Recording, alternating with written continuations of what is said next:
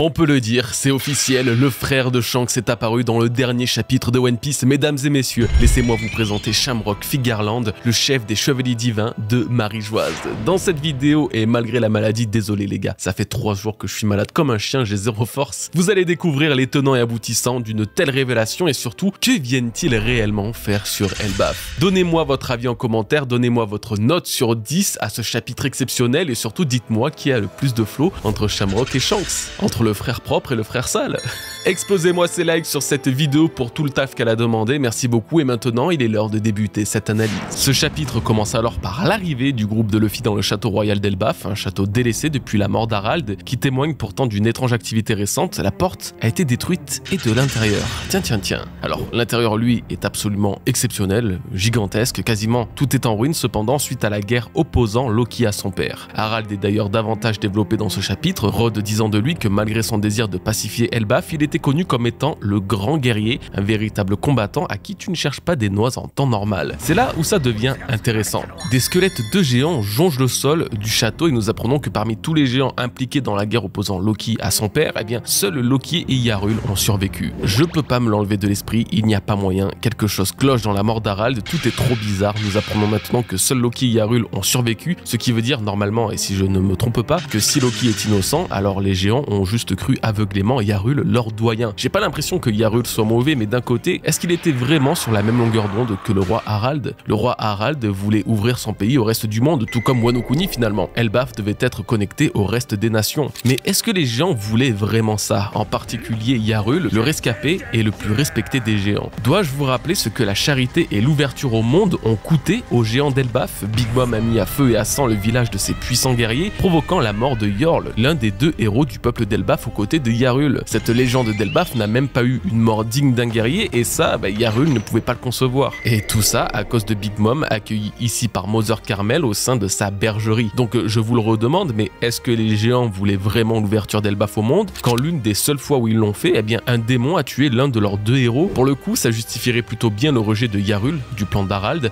à savoir d'ouvrir Elbaf au monde encore une fois, et qu'il ait voulu mettre un terme à son règne en le trahissant tout en remettant la faute sur son fils. C'est pas très warrior comme mentalité, on va pas se le cacher, mais je trouve le scénario cohérent dans le cas où Loki n'est pas le responsable. C'est justement ça le problème, seuls Loki et Yarul ont survécu, on doit ainsi donner notre entière confiance à l'un ou à l'autre, car il n'y a pas de témoin à part ces deux-là. Et puis quand même, faut se rendre compte que les Chevaliers Divins se sont TP au château d'Elbaf comme si le lieu leur était connu. J'ai souvent douté de l'intégrité d'Harald, mais est-ce que ça ne serait pas Yarul qui a manigancé avec le gouvernement? Méfions-nous, Elbaf nous l'a bien appris et les personnages à qui tu donnerais le bon Dieu sans confession ne sont pas les plus gentils et sincères comme Mother Carmel. On s'est attaché à ce géant par ses larmes qui coulaient lors de la mort de son frère de guerre, mais est-il si bon que ça? On peut aussi se poser la question du gouvernement, c'est difficile de s'exprimer pour le moment, mais que le gouvernement décide de se mêler là maintenant des affaires d'Elbaf en voulant recruter Loki, comme d'habitude j'ai du mal à croire au hasard. En tout cas voilà, pour Yarul précisément, les doutes se sont largement amplifiés dans ce chapitre, que j'ai juste ou faux, ça on le verra prochainement. L'une de mes révélations préférées de ce chapitre, tant j'adore cette partie de l'histoire, c'est que les géants ont du sang de géants antiques coulant dans leurs veines. Certains ont un gène si présent que des cornes leur ont poussé sur la tête à l'image parfaite des Numbers ou de Kaido et Yamato. Alors si je cite ces derniers et que vous ne savez pas pourquoi, c'est peut-être car vous avez loupé la dernière review dans laquelle je vous expliquais bien que les géants antiques seraient bien liés aux géants d'Elbaf, sans grande surprise, mais surtout qu'une autre tribu ayant hérité du côté démoniaque des géants antiques existerait bel et bien. Cette tribu serait celle des Oni, les ogres dont seraient originaires Yamato et bien sûr Kaido. Ces Oni semblent alors avoir une prophétie particulière, un destin qui leur est propre car Kaido voulait que Yamato règne sur les humains. En partant de ce principe, les Oni sont davantage belliqueux que pacifistes, ils aiment la guerre et la violence, Kaido en est la preuve parfaite. La semaine dernière, je vous disais alors que parmi les géants se trouvaient peut-être 3 mentalités différentes, les plus pacifiques, n'aimant pas la guerre, les adorateurs du combat comme Dory et Brogy, et surtout les autres, ceux qui sont anti-humains, ceux qui portent la volonté des Oni. Alors découvrir aujourd'hui que, en signe de protestation contre la violence, le roi Harald a brisé ses cornes pour lutter un peu contre la nature belliqueuse des Oni, une race caractérisée par leurs 2 cornes sur la tête, je dois avouer que je me dis, on touche du but là. touche une bonne théorie. Harald s'est rebellé de la même manière que s'est rebellé Ener, reniant sa patrie Bilka en arrachant ses 2 ailes emblématiques. Toujours dans la dernière review, je vous disais que certains géants d'Elbaf seraient toujours des partisans des Oni, des adorateurs de la violence, et le geste fort et symbolique d'Harald semble confirmer cette théorie. Loki serait alors aussi un Oni à l'image de Yamato, son envie de destruction serait une seconde nature. Ben, il faut croire que oui, c'est possible, en tout cas je suis plutôt content d'avoir pu pré-shot cette petite révélation. Maintenant il ne manque plus qu'on découvre les vrais Oni d'où viennent Yamato et Kaido, et là...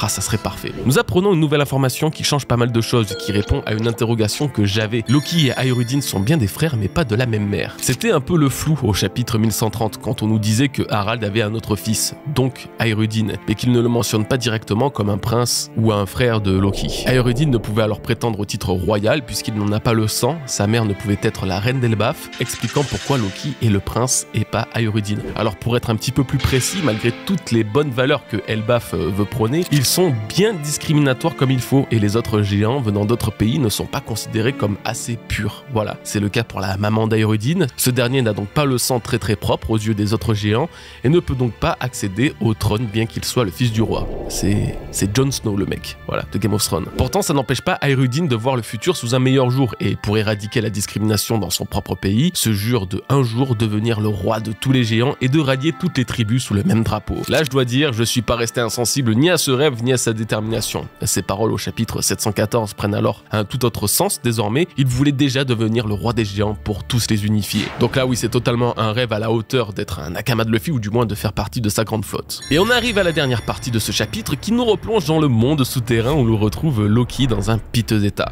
Les chevaliers divins sont fermement décidés de rallier le prince à leur cause. On peut voir que Gunko s'exprime de la même manière que le Gorosei et les dragons célestes, puisqu'elle explique que ce titre est une chance de pouvoir s'élever au rang de dieu et qu'un tel honneur est à l'origine hors de la portée d'un être de basse classe tel que lui. Cette manière d'exiger un ralliement de Loki va la pousser à le torturer et nous révéler une partie de son pouvoir. En effet, on découvre qu'elle possède le Haro Aronomi, le fruit de la flèche. Comme son nom l'indique, elle peut manipuler et diriger à sa guise des flèches émergeant de n'importe quelle partie de son corps et leur donner la trajectoire de son choix, qui selon elle sont déterminées par son avenir. Elle parvient même à géantifier ses vêtements en créant d'énormes bottes et gantelets avec ses flèches pour être à la taille de Loki et pouvoir plus facilement le tabasser, hein, soyons honnêtes. Eh ben écoutez bien, je misais pas un seul péco sur son fruit du démon à l'origine, pourtant je trouve que son utilisation est incroyablement stylée, bien foutue, et il a l'air particulièrement dangereux entre les mains de Gunko. Alors j'ai quand même noté une chose qui me semble assez étrange, c'est la substance par laquelle la flèche s'invoque sous sa botte. On dirait une ombre, ou plutôt une flamme noire invoquant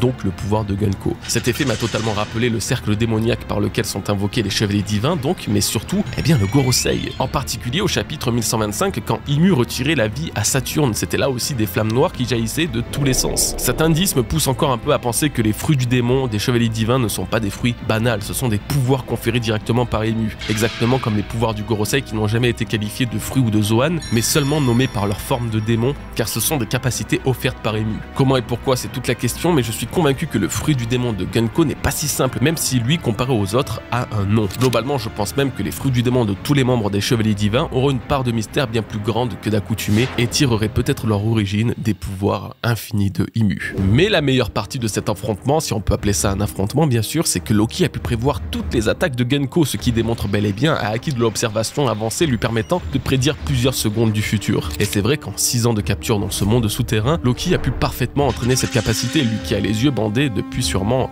autant d'années. Il a subi un entraînement quasi identique à Luffy sur l'île de Ruskaina, à l'exception que cela est bien plus rude et bien plus long, puisqu'il a les yeux bandés et qu'il est attaché non pas depuis 2 ans, mais bien depuis 6 années consécutives. Du coup, ça serait intéressant de savoir jusqu'où il a pu pousser la limite de ce haki, s'il peut voir plus de secondes que n'en voit Luffy, ou même s'il égale celui de Shanks qui a vu le futur sinistre créé par Kid quand ce dernier allait atomiser toute sa flotte. Après que Gunko nous ait révélé une partie de son pouvoir et qu'elle soit parvenue à mettre KO Loki, c'est au tour du mystérieux Shanks de nous révéler sa véritable identité. Après plusieurs mois d'attente, c'est officiel, cet homme n'est pas Shanks mais bien le chef des chevaliers divins, fils de Garling, je vous présente Shamrock Figarland. Enfin, le débat va pouvoir cesser, non ce n'était pas Shanks, évidemment que ce n'était pas Shanks. Que notre Shanks puisse avoir une part d'ombre, qu'il ne puisse pas être aussi blanc et pur qu'on le pensait, est une chose, j'ai moi-même été intrigué par la théorie de Shanks Mastermind à la fin de Wano Kuni, mais de là à être un chevalier divin et de bosser en tant que guerrier parangon de l'ordre le plus immoral du monde, non, heureusement qu'il n'est pas comme ça, hein. Et Shanks les gars, il a été élevé par Roger, pas par Garling, hein. Qu'on puisse imaginer qu'il soit une sorte d'ennemi de Luffy là, ok passe encore, on ne connaît pas tous les tenants et aboutissants de son histoire et son rôle dans l'œuvre, ok,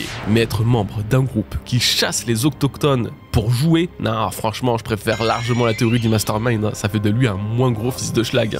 En tout cas voilà, c'était un plaisir d'avoir enfin une telle révélation. Et si justement, bien nous parlions un petit peu de lui. Il est physiquement plutôt très stylé, le manque de cicatrices et le bras gauche bien présent nous rassurent sur sa véritable identité qui n'est donc pas celle de Shanks. Il porte une armure propre au chevalier divin, notamment très ressemblante à celle de Garling sur God Valley. Contrairement à Shanks, il n'a pas un sabre mais bien une rapière, ce qui colle bien à son style de chevalier raffiné. En gros, c'est Shanks mais propre et avec des cheveux longs. Voilà, pas de grande surprise niveau character design, mais juste assez pour bien différencier les deux. Maintenant, ce qui va nous intéresser, c'est finalement la seule chose qu'on sait de lui, son prénom, Shamrock. C'est assez original, soyons honnêtes, pourtant ce terme a une vraie signification. Shamrock, c'est la traduction du trèfle, en anglais plus précisément, un type particulier de trèfle. Parce que trèfle en anglais se dit clover.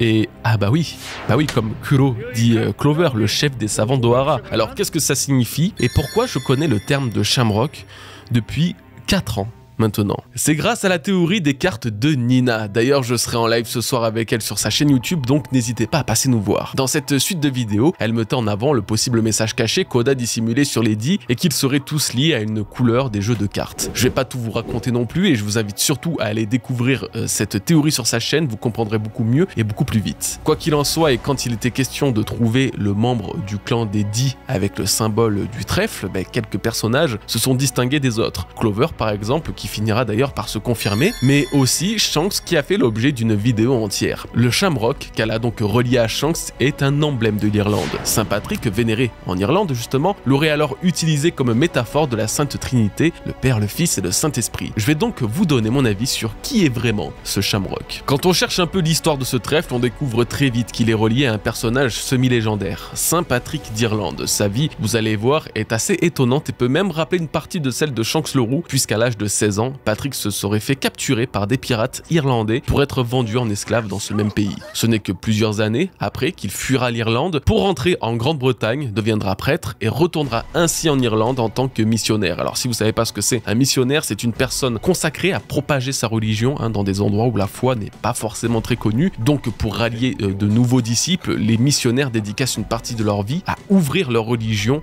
à ceux qui n'y auraient jamais eu accès en temps normal. C'est donc ce qu'aurait fait notre cher Patrick, qui deviendra un saint démocratisant le christianisme en Irlande, devenant aussi à l'origine d'une légende disant qu'il aurait chassé tous les serpents de ce pays. Alors ok, mais pourquoi je vous parle de tout ça? Car certaines choses peuvent déjà avoir un écho particulier avec One Piece. Déjà le rapport avec les pirates m'a personnellement fait penser à Shanks qui a effectivement été non pas kidnappé mais quand même récupéré par un équipage de pirates. L'autre truc c'est la légende des serpents d'Irlande là que Patrick aurait chassé. Apparemment les scientifiques s'accordent à dire que l'Irlande n'avait probablement pas de serpents à cette époque et donc que cette histoire symbolise non pas la chasse du reptile, mais plutôt la chasse du paganisme. Et en gros, le paganisme, c'est les croyances et pratiques religieuses anciennes avant les grandes religions monothéistes, et donc avant le christianisme. Souvent qualifiés de païennes, les missionnaires comme Saint Patrick auraient voulu convertir ces croyances anciennes en croyances plus actuelles, comme avec le christianisme de l'époque. Et là, ça ne résonne plus trop avec Shanks le Roux, qui ne fait pas office ni de missionnaire ni de symbole d'une quelconque foi, mais plutôt de son frère, Shamrock. Comme vous l'avez sans doute très bien lu à la fin du chapitre, Shamrock, lui, veut rallier les géants d'Elbaf au gouvernement. Vous captez ou pas le message là? Les missionnaires divins, venant de Marie-Joise avec leur titre de saint, veulent dominer un peuple sauvage, d'après leurs mots, et qui vénère un dieu soleil. Ouais, très clairement, là j'ai la sensation que les chevaliers divins dont Shamrock, veulent détourner les géants d'Elbaf de leur religion et de leur dieu, comme Saint Patrick cherchait à convertir le peuple irlandais à la foi chrétienne en utilisant le Shamrock comme métaphore. Et ils auraient des raisons, après tout, de le faire. Le dieu qu'ils vénèrent est leur ennemi ultime, Nika. Éloigner les géants de cette vieille croyance est une façon de les dissuader de rejoindre Luffy en cas d'alliance avec eux. En ayant toute cette histoire en tête, cette comparaison avec cette référence historique, la fin du chapitre sonne vraiment différemment et la mission des chevaliers divins a tout de suite beaucoup plus de de sens. Et puis, n'oublions pas que les géants ont une force capable de vaincre même les Yonko. Est-ce l'un des avantages recherchés par les chevaliers divins? Cet avantage serait-il en réalité le fruit du démon consommé par Loki, gardé précieusement dans la famille du roi Harald? Cette conviction formelle qu'ils ont à vouloir rallier Loki à leur cause cache un autre désir, un objectif qui leur sera inévitablement bénéfique. Alors ok, maintenant que nous avons eu ces nouvelles informations et révélations, que penser de l'existence de ce personnage? Quel impact aura-t-il sur le reste de l'histoire? Déjà, je pense qu'on peut le dire, Shanks est officiellement lié à Garling. C'est bon, maintenant. C'était une théorie pendant plus de 2 ou 3 ans, mais l'apparition de Shamrock, qui est un véritable copier-coller de Shanks, ne donne plus aucun doute. Shanks partage le sang de chevalier divin. Connaît-il pour autant l'existence de son frère et même plus simplement sait-il d'où il vient? Eh bien, j'ai envie de dire oui. Comment ça ne pourrait pas être le cas, hein? Même bien que l'existence des chevaliers divins doit être assez cachée du monde, impossible que quelqu'un d'aussi haut placé que Shanks dans la piraterie ne le connaisse pas. Dragon connaît cet ordre, il connaît sûrement les Fig Garland, alors ça doit être le cas pour tous les empereurs des mers, c'est une évidence que Shanks le sache également. L'inverse me surprendrait vraiment pour le coup, sachant que Roger a combattu, eh bien, sûrement son père sur God Valley. Du coup, Shamrock et Shanks vont-ils s'affronter? Ces deux opposés sont des ennemis naturels et lors de la grande guerre finale, toutes les principales forces des pirates et du gouvernement combattront pour déterminer qui sera le grand vainqueur. Pour autant, si Shamrock doit perdre, car il perdra, c'est sûr, Shanks n'en sera peut-être pas à l'origine même. Je vous dis ça car si un combat doit bien exister à la fin de One Piece, c'est bien celui de Shanks contre Barbe Noire. Depuis leur première apparition respective, tous les relient l'un à l'autre en fait. Oda ira même jusqu'à respecter encore aujourd'hui la présence respective de Shanks et Barbe Noire dans chaque tome où ils apparaissent. En plus d'une centaine d'exemples, jamais nous n'avons vu Barbe Noire et Shanks séparés sur l'une de ses covers. Leur face-à-face sur Marineford aussi était spécial, teasant une rencontre future et surtout un affrontement qui déterminera qui de l'empereur des ténèbres ou de l'héritier de Roger survivra. En bref, Shanks versus Barbe Noire s'est teasé depuis trop longtemps pour ne pas arriver. Alors que faire de Shamrock? Qui va-t-il affronter? Si Shanks peut effectivement croiser le fer avec lui dans un contexte de guerre finale, je verrai davantage Mihawk être son adversaire final. La Cross Guild se positionnera contre le gouvernement, c'est une évidence, et eux aussi devront affronter des adversaires coriaces à la hauteur de leur puissance. Pour l'instant, je ne sais pas à quel point Shamrock et les chevaliers divins sont forts, mais imaginer que Mihawk puisse voir un véritable adversaire en lui n'est pas impensable. Après tout, Shanks était son vrai seul rival, non? Un rival qu'il ne peut plus défier depuis la perte de son bras. Alors quoi de mieux que de le remplacer par son frère ayant grandi dans l'excellence de l'art des chevaliers divins? En imaginant ce scénario, nous pouvons aussi penser que la Cross Guild affrontera d'autres chevaliers divins, et si Bois Hancock finit par rallier cet équipage de grands corsaires, Gunko pourrait être une ennemie parfaitement à la hauteur également. Alors soyons honnêtes quand même si j'adore ça, ce ne sont que des théories se basant sur d'autres théories.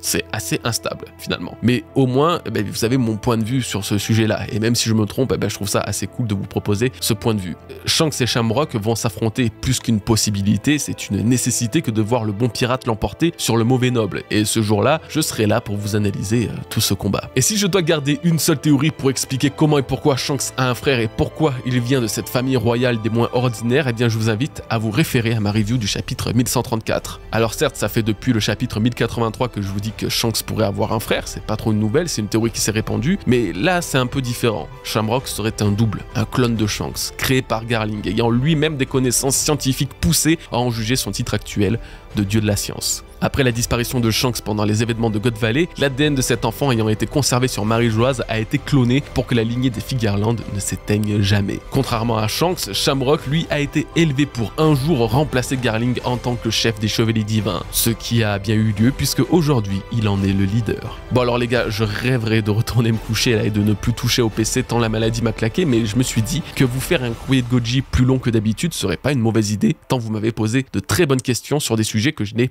pas abordés. Alors les gars, n'hésitez pas à commenter sous cette vidéo et c'est parti pour la première question. Est-ce que tu penses que dans les prochains chapitres, les autres chevaliers divins vont apparaître sur Elbaf? Tu penses que l'armée révolutionnaire viendra elle aussi sur Elbaf? À présent qu'on a découvert 2 des membres des chevaliers divins, il paraît évident que d'autres pourraient faire leur apparition, d'autant que comme on l'apprend à la fin de ce chapitre, le gouvernement souhaite mettre Elbaf sous leur commandement. Donc si les 2 précédents ont échoué à rallier Loki à leur cause, donc Gunko et Shamrock, c'est probablement par la force qu'ils vont obtenir ce qu'ils souhaitent et pour ça, ça pourrait comprendre des vaisseaux de garde de la marine, mais également une force supplémentaire parmi les chevaliers divins avec une apparition de plusieurs d'entre eux. D'autant qu'on ignore si cette élite n'a pas déjà opéré sur la terre des géants par le passé et que un ou plusieurs chevaliers divins ont pu peut-être négocier en amont avec un traître sur Elbaf, n'est-ce pas Yarul, comme on l'a vu avec Orochi et le CP0 sur Wano. Donc je suis de ceux qui pensent que d'autres chevaliers divins pourraient faire leur apparition effectivement. Concernant à présent Dragon, c'est tout le dilemme de l'arc d'Elbaf et un peu de tous les derniers arcs finalement. Comme il a fait savoir au chapitre 1083, dès lors où les chevaliers divins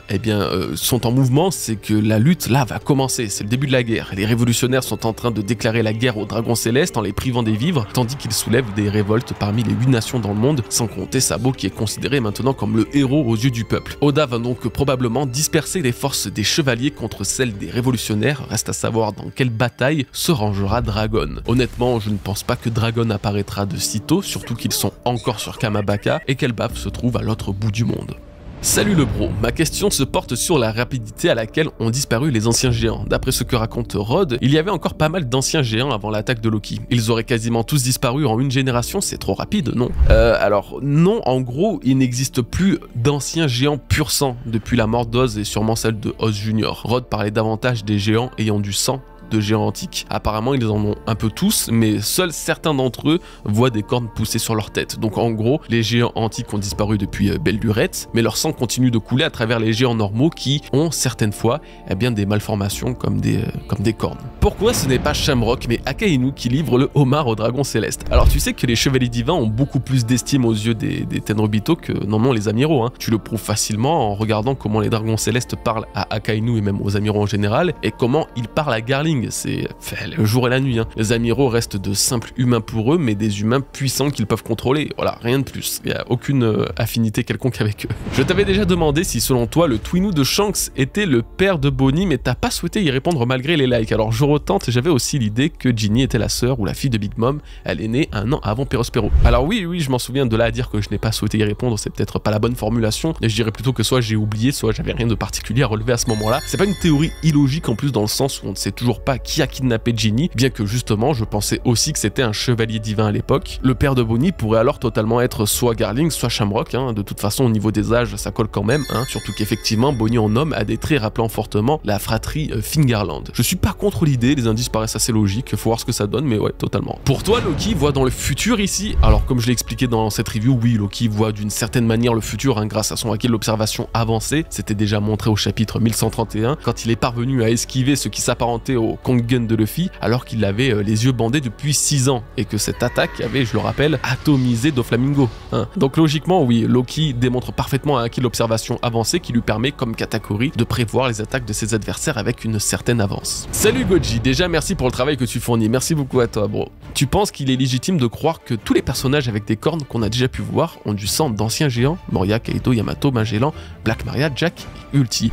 Déjà pour Kaido et Yamato, oui totalement, et pour le reste, ça m'étonnerait même pas. Faut juste regarder Kuma par exemple, c'était pas un géant, c'est un boucanier, et pourtant du sang de géant coule en lui, donnant cette robustesse supplémentaire. Donc que certains personnages n'ayant rien à voir avec les géants antiques de près ou de loin possèdent quand même un peu de leur sang et que ça se caractérise par des cornes, je trouverais ça totalement logique effectivement. Après Moria, lui, il semble avoir des cornes un petit peu différentes, donc le concernant c'est peut-être un cas à part, mais pour le reste je serais pas étonné. J'aime beaucoup l'idée et du coup j'aime vraiment tout ce qu'apporte la possibilité des géants antiques dans le monde de One Piece, ça me passionne. Salut Goji, merci pour tes vidéos, elles sont toujours excellentes, merci beaucoup bro, ça fait plaisir. Vu qu'on a les chevaliers divins et le Gorosei qui utilisent les pentagrammes, et que cela semble être un pouvoir lié à Im, est-ce que tu penses que tous les chevaliers divins sont au courant pour Im? C'est une excellente question et franchement je sais pas du tout. Là je suis mitigé à te dire que oui, parce que ce sont les plus importants après les doyens, mais d'un autre côté je serais pas étonné que ce secret soit gardé, vous voyez. Mais vas-y, si je dois donner un avis définitif, je dirais que oui, ils savent pour Im, tout ça juste pour que un jour, voir la scène de tous les chevaliers divins